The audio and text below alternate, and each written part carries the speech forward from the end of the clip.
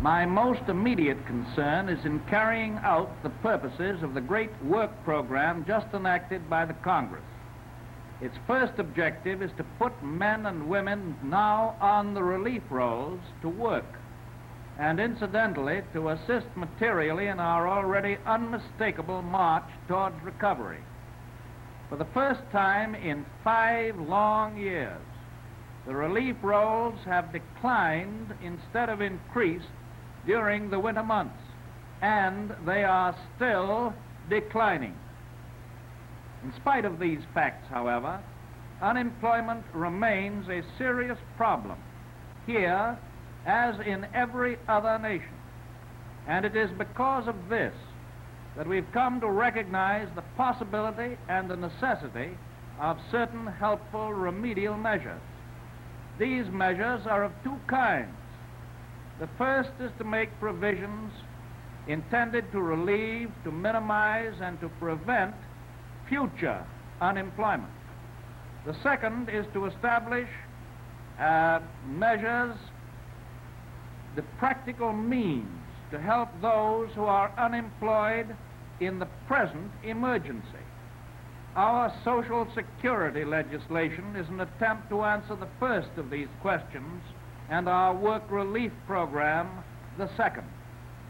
We're losing no time in getting the government's vast work relief program underway, and we have every reason to believe that it should be in full swing by the autumn.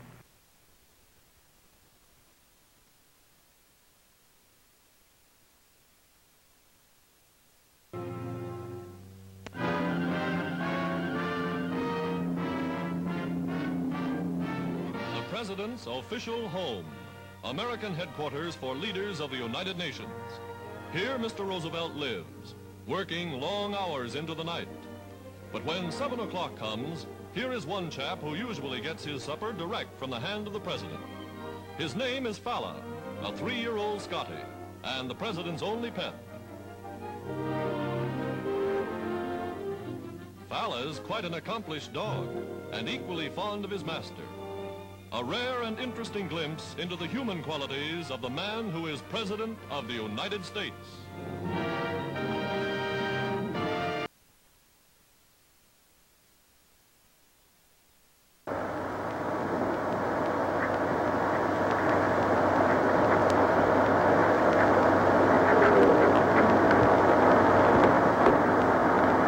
Today, a hope of many years' standing is in large part fulfilled.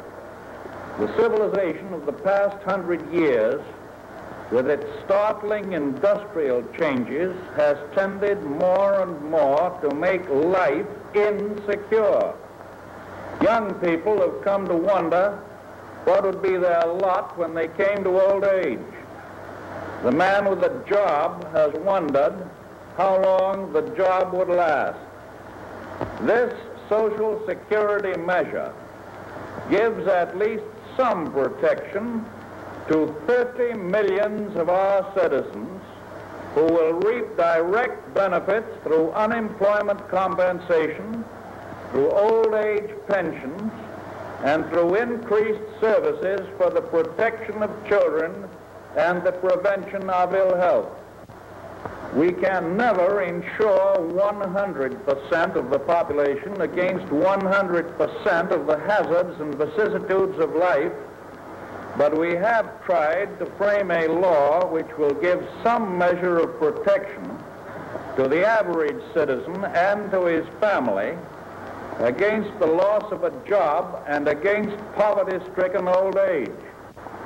It seems to me that if the Senate and the House of Representatives in this long and arduous session had done nothing more than pass this security bill, Social Security Act, the session would be regarded as historic for all time.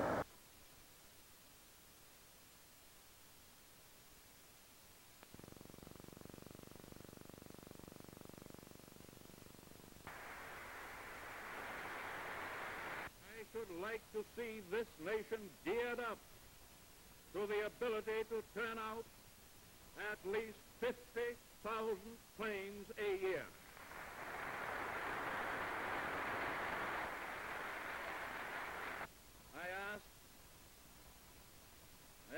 an immediate appropriation of $896 million.